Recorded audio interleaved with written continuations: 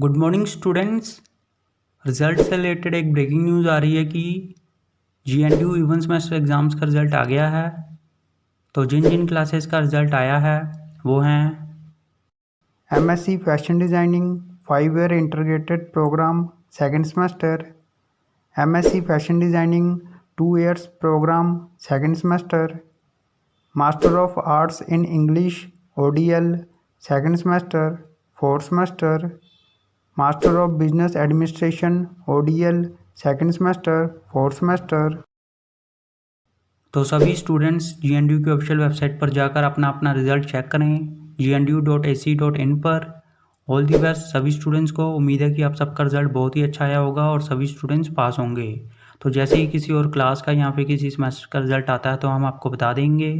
तब तक इस वीडियो को लाइक कर दो, शेयर कर दो, चैनल सब्सक्राइब कर दो और बेल आइकन ज़रूर प्रेस कर देना। Thank you.